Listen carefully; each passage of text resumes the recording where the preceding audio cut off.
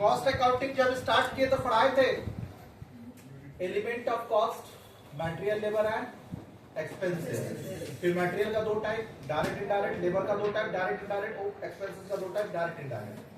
सारा डायरेक्ट मिलकर बनता है प्राइम कॉस्ट, सारा इनडायरेक्ट मिलता है तो बनता है ओवरहेड। पक्का? देखिए पहला चैप्टर में पहला पेज में वही डालो, देख मिला? सारा डायरेक्ट प्राइम कॉस्ट, सारा इनडायरेक्ट ओवरहेड। पक्का? ये पैराग्राफ आप खुद से पढ़ेंगे।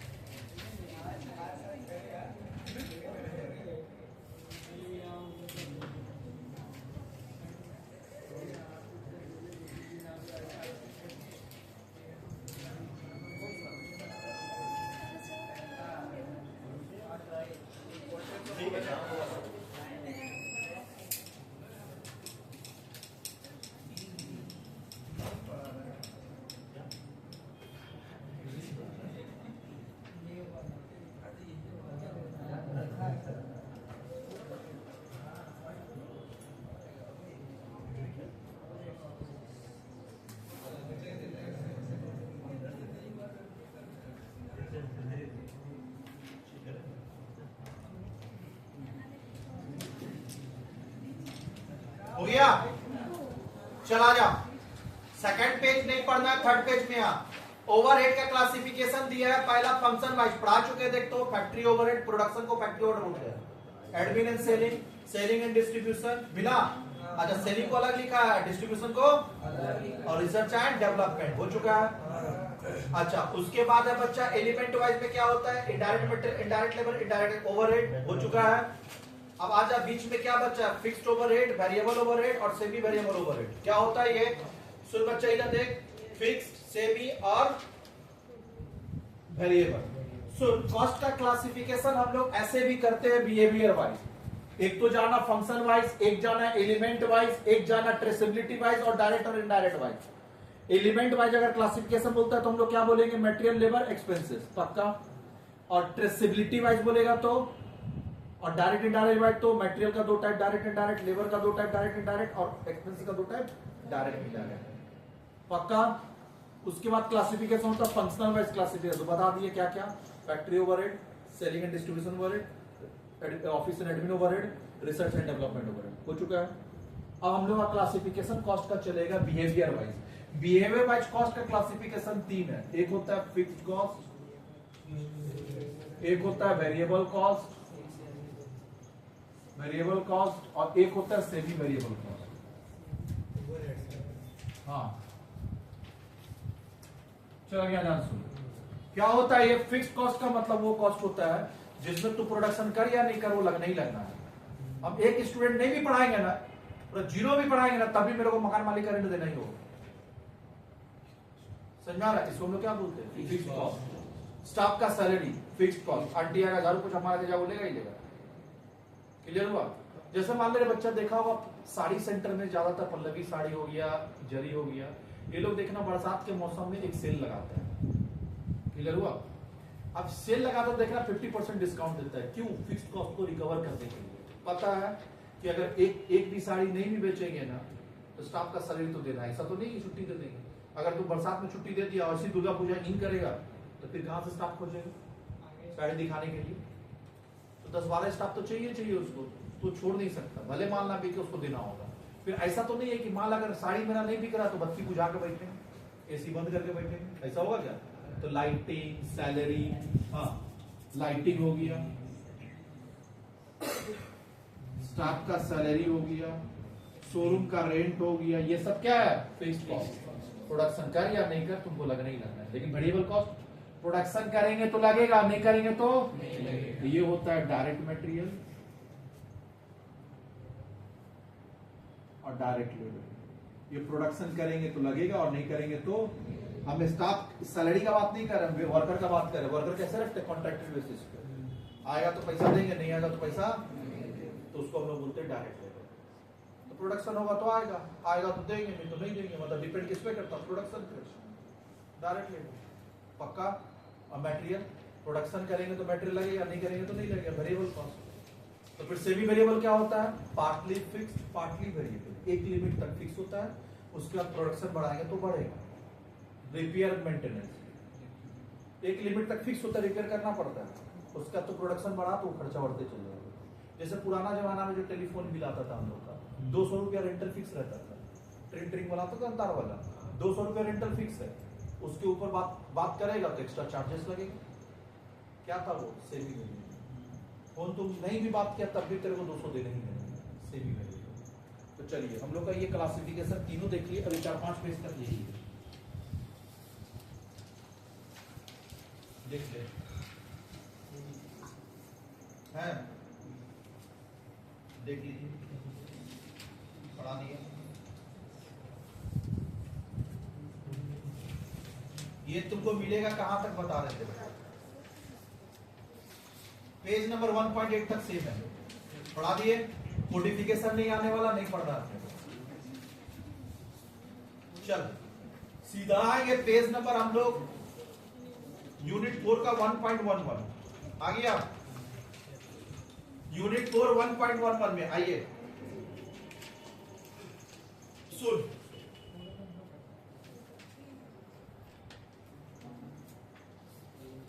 हम बोले थे बच्चा इधर देख, जो डायरेक्ट मटेरियल, डायरेक्ट लेबर और डायरेक्ट एक्सपेंस उसका होता है एलोकेशन, पढ़ाए थे ये आपके स्टार्टिंग वाला क्लास में। और जो ओवरहेड होता है उसका क्या होता है? अपॉर्चनमेंट रेशियो में बांटते हैं। तो रेशियो में बांटने के लिए पहले ओवरहेड पता तो कर, क्लियर है? तो पहले कलेक्शन फिर क्लासिफिकेशन। तो पहले हम लोग कलेक्शन ऑफ ओवरहेड देखेंगे, आइए। स्टेप इन ओवरहेड डिस्ट्रीब्यूशन, पहला कलेक्शन ऑफ ओवरहेड, दूसरा मिला यहाँ पे क्लासिफिकेशन ऑफ ओवरहेड, फिर एलोकेशन एंड अपॉर्चनमेंट। पहले हम लोग कलेक्शन करेंगे, फिर उसको क्लासिफाई करेंगे, डायरेक्ट इनडायरेक्ट। डायरेक्ट होगा तो एलोकेशन, इनडायरेक्ट होगा तो अपॉर्चनमेंट, पक्का। फिर रीअपॉर्चनमेंट, क्लियर हो? लास्ट में एब्जॉर्प्शन ऑफ ओवरहेड। तेरे को पूछेगा स्टेप्स इन ओवरहेड तो लिखिएगा, बोला कर ले इसको। कलेक्शन आ जाओ, कलेक्शन कहां से करेंगे? आइए। Production overhead should be collected under the separate standing order number provided the source document for the different item. उससे अच्छा नीचे वाला पढ़ो, स्टोर रिक्विजिशन। स्टोर रिक्विजिशन से क्या पता चलता है? Store requisition, wages analysis, invoice और purchase voucher, cash book, subsidiary book, इतना सारा जगह से आपको इंफॉर्मेशन मिलेगा। पढ़ा? क्लियर हुआ? ओवरहेड का जो अमाउंट होता है वो कहां से पता चलेगा? इतना जगह से। पहला store requisition, indirect material, brushes, brooms, soap oil, grease, waste cloth, drawn form, ये सब पता चलता है स्टोर रिक्विजिशन से। वेजेस एनालिसिस से पता चलता है indirect wages such as wages of sweeper, wages of service department, ये सब पता चलता है। क्लियर हुआ? फिर इनवॉइस और परचेज वाउचर से पता चलता payment to outside party for the store and other service. Cash book से पता चलता है transaction occur more frequently for petty cash.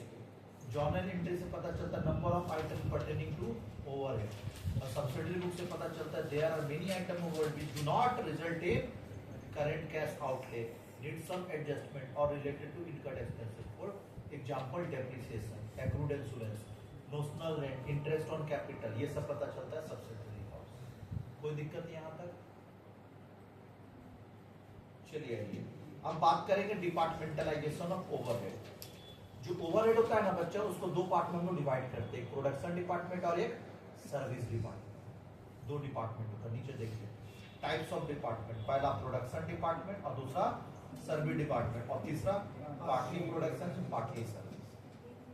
Production मतलब जहां इसको नहीं इधर देख, प्रोडक्शन डिपार्टमेंट जहां मार्कर बनेगा, जैसे हम ये पेंसिल बना रहे हैं, ये वाला यूनिट, इसको क्या बोलेंगे? प्रोडक्शन डिपार्टमेंट, पक्का।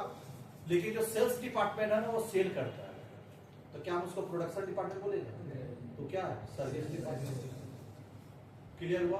प्रोडक्शन डिपार्टमेंट जहां माल बनेगा, सर्विस डिपार्टमेंट जो सर्विस देगा, किसको? प्रोडक्शन डिपार्टमेंट को। अच्छा, जैसे ये कैंटीन फैसिलिटी, सुन यहाँ पे कैंटीन फैसिलिटी, जहां पे वर्कर लोग जाके खाना खाता है, क्या वहां माल बनता है, लेकिन वो सर्विस किसको दी है, प्रोडक्शन डिपार्टमेंट। पक्का। रिपेयर एंड मेंटेनेंस डिपार्टमेंट अलग से होता है, क्या उसका काम है प्रोडक्शन करना, नहीं, उसका काम क्या है, सर्विस है। किसको, प्रोडक्शन। तो जो प्रोडक्शन डिपार्टमेंट को सर्विस देगा उसको तो क्या बोलते हैं, सर्विस डिपार्टमेंट। पढ़ लीजिए।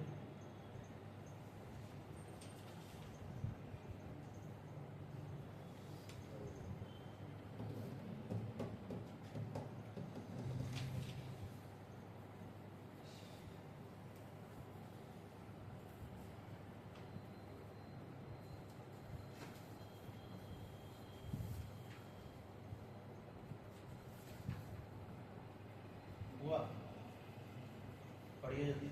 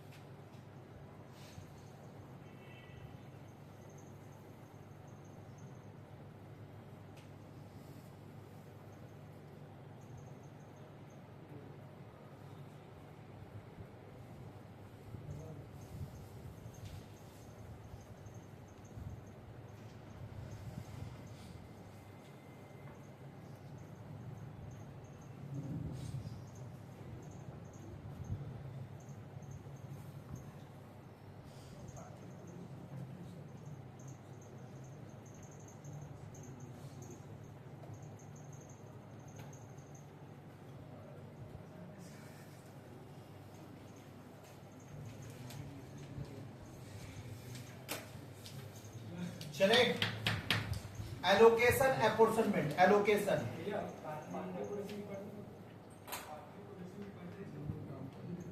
पार्टली प्रोडक्शन पार्टली सर्विस कहां पे है, सी में। ये डिपार्टमेंट में जो प्रोडक्शन भी करेगा और सर्विस भी देगा, वही हुआ और क्या। पर डिपार्टमेंट में normally be a service department but some time does some production work, so it become partly producing and partly service. For example carpentry shop, ये कभी प्रोडक्शन भी करता और कभी service, which mainly responsible for the repair and keep the sundry fixture and fitting may be occasionally be required to manufacture packing boxes, direct charge to outer, ये सब। Allocation of overhead, allocation का मतलब क्या होता है, जो directly allocate करेंगे allocation और बांटेंगे रेशियो में तो एपोर्शनमेंट। पढ़ ले, cost allocation is defined as the allocation of whole item of cost to the cost centre और कॉस्ट, ब्रैकेट लगा ले, नहीं पढ़ना है। और एपोर्शनमेंट क्या होता है, रेशियो में बांटना। तो नीचे बोल्ड लाइन में पड़ेगा जो आएगा, चाहे ऊपर पर। Cost apportionment is the allocation of proportionate item, बोला कर proportion of item to cost centre और cost unit on an equitable basis. कोई दिक्कत? और नीचे बोल्ड लाइन में जो उसके ऊपर, it is defined as the allocation two or more cost centre of proportion of common item of cost and the estimated basis of benefit received। इसको जानना है ना बच्चा, तो सबसे अच्छा पहले प्रैक्टिकल में आओ। अब बिना प्रैक्टिकल का थ्योरी पढ़ना बड़ी मुश्किल। इलस्ट्रेशन 4 में आओ, खोज इलस्ट्रेशन 4 2-3 पेज के बाद है। मिला रे। अब रेंट यहाँ पे दिया, सुन, तेरा डिपार्टमेंट कितना नीचे पहले पद, production 1, department P1, department P2, department P3, department S1। अब तुम एक बात बताना बच्चा, इधर ये इधर देख, अब यहीं पे इसी रूम में हम 5 डिपार्टमेंट बना देंगे, छोटा छोटा करके, लेकिन मकान मालिक का रेंट तो डिपार्टमेंट वाइज नहीं जाएगा, रूम वाइज जाएगा।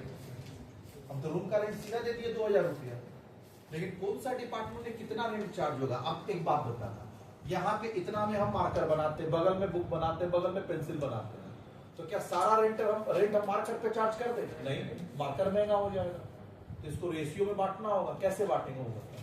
फ्लोर एरिया के हिसाब से। फ्लोर एरिया का मतलब हो गया कि हम जो ये मार्कर बना रहे हैं 240 स्क्वायर फीट है, तो ई कितना लिया? मान ले ई लिया 20 स्क्वायर फीट, तो 20/240 रेशियो में बांट देंगे।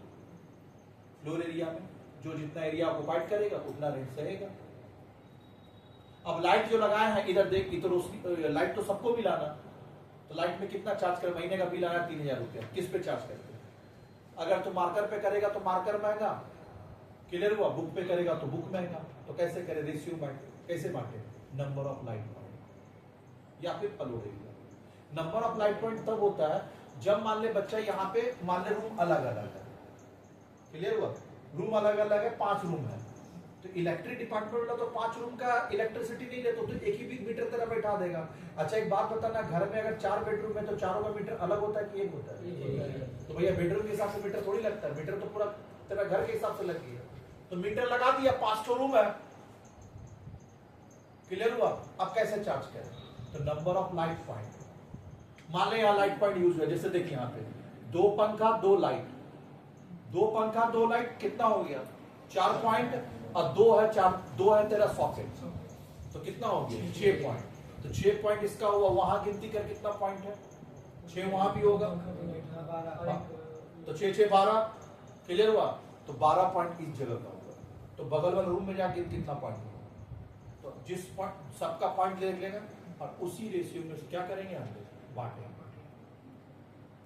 लेकिन दूसरा जगह पे बात करना, इधर देख, अब रूम अलग अलग नहीं है, एक ही रूम में सब डिपार्टमेंट है, लाइट जल रहा, सबको मिल रहा।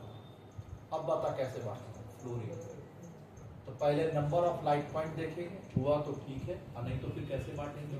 फ्लोर एरिया के हिसाब से। क्लियर हुआ? तो ये कैसे बांटना है? देख, एक सम खाली देख रहे हैं यहाँ पर, रेंट है ना 1000 रुपया।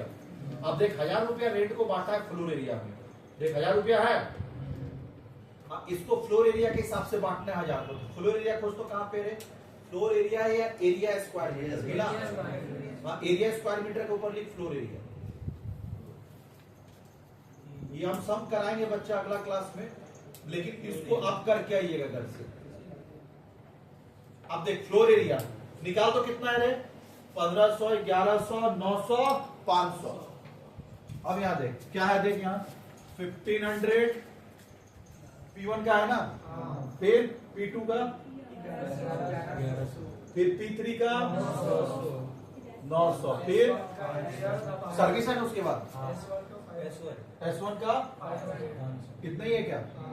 अब देख ले, रेशियो निकाल, तो रेशियो निकालने का लोएस्ट फ्रैक्शन में निकालते हैं, 2 0 2 0 2 0 2 0, तो कितना हो गया? 15:11:9:5। अब कैसे निकालेंगे? तो इसका टोटल मार तो कितना आ रहा? 40। चल P1 का कितना होगा? तो रेंट कितना? अच्छा पहले लिख लेते हैं, P1 P2 P3 S1, यही है। हाँ, इसको तुम लिख लेना अभी कॉपी में। कितना को बांटना वो बता दो? 1000 को, क्योंकि रेंट तेरा कितना है? 1000। तो 1000 रुपया 1000 रुपया 1000 1000 कैसे बटेगा वो बता? पार्टनरशिप में रेशियो बताए थे ना, कितना हो जाएगा? 15/40, 11/40, फिर 9/40, और फिर 5/40। इस रेशियो में बांट के निकालेंगे। देख ले, निकाल के हम मिला लें आंसर। देख ले, मिला के देख ले, सही है? देख ले, बांटा हाय, नीचे आंसर देख लेना, घर पे करना है। अब कौन सा रेशियो में बटेगा, ये तो याद करने वाला बात है। तो याद कहां से करेगा? तो पीछे पेज में दिया हुआ, उसको जब तक रटेंगे नहीं ये सब होगा नहीं, घर से करके आएंगे। बाकी हम बोर्ड में कराएंगे, लेकिन आपको करके आना है। ग्रुप में डाल दे तो फोटो उठा के। ये दिया हुआ है आपको कौन सा रेशियो में बांटना है। पेज नंबर दिया हुआ है, यूनिट 4 1.15, यूनिट 4 1.15 पे 1.15 मिला। बेसिस ऑफ अपॉर्चनमेंट और ओवरहेड, अरे मिला रे। अब पढ़ यहाँ डायरेक्ट लेबर, और मैं इधर देख, ओवरहेड है, इधर ऐसे पढ़ना, इधर देख ऐसे उल्टा पढ़ना है। जनरल ओवरहेड को किसमें बांटेगा वो बता? डायरेक्ट लेबर और machine hour. Material handling expenses, store overhead किसमें बांटेगा? Value of material. Worker insurance, contribution to provident fund, worker compensation, fringe benefit, ये सब पढ़ाए थे लेबर चैप्टर में। ये सब आइटम को किसमें बांटेगा? Direct wages. Canteen expenses, number of worker. Rent rates, taxes of building, air conditioning कैसे बांटेगा? Relative area of department. Lighting expenses, light point. Depreciation, capital value of asset. Depreciation पढ़ा था ना, 1 लाख का मशीन है 10% तो कितना होगा? 10,000। अब 50,000 का होगा तो 5,000। किस पे हुआ? Capital value of asset. चल आगे, क्रेच एक्सपेंसेस। क्रेच एक्सपेंसेस कैसे जाएगा? नंबर ऑफ फीमेल एम्प्लॉय, ये फीमेल एम्प्लॉय के लिए दिया जाता है। पावर, किलोवाट आवर, क्लियर हुआ? Works manager salary, technical estimate. अब इसको पूरा याद करना होगा, लर्न बाय हार्ट लिख दे। जब तक याद नहीं करेंगे नहीं होगा। आया इलस्ट्रेशन 2 आ, इलस्ट्रेशन 2 आ। अब क्वेश्चन देख यहाँ पे, स्टोर सर्विस एक्सपेंसेस किसमें बांटेगा वो बता। वैल्यू ऑफ मटेरियल कंज्यूम, देख नीचे से दिया है। ESI, wages of each department. Factory rent, floor area, municipal rent, floor area. कर लेगा क्या? ये करने के बाद, वो याद करने के बाद आप करेंगे इलस्ट्रेशन 4, हो जाएगा। क्लियर हुआ? समझ में आ रहा? तो इसको ऐसी रेशियो में बांटना, घर पे करके आएंगे, बाकी नेक्स्ट कम टाइम है। क्लियर है? इसलिए हम इसको करा दिए। अब बाकी आपको क्या है ना, बोर्ड पे सब ये सॉल्व करा देंगे। अगर नहीं होगा तो, अगर हो गया तो हम आगे चलेंगे, और नहीं हुआ तो फिर इसको बोर्ड पे सॉल्व कराएंगे। कब? परसों वाले क्लास। ठीक है? अगर हो जाता है तो अच्छी बात है, नहीं होगा तो कराओगे। एक बार अपने साइड से ट्राई आप करें, नहीं होगा तो हम है। क्लियर हुआ?